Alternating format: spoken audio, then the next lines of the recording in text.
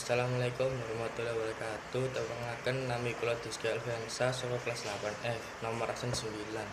Tepangaken nami kula Muhammad Fikri Oktara Madhani saka kelas 8F nomor absen 18. Tepangaken nami kula Satria Pratama Putra Birawa saking kelas 8F nomor absen kula 3 Wonten musim banjir.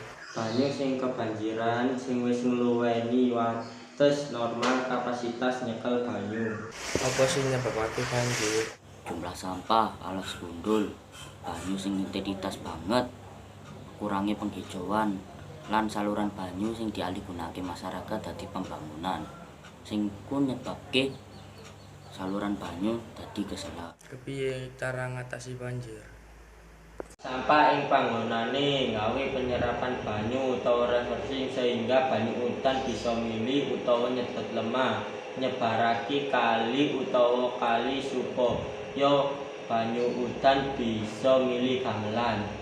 Apa sing tanggung jawab? Kabeh masyarakat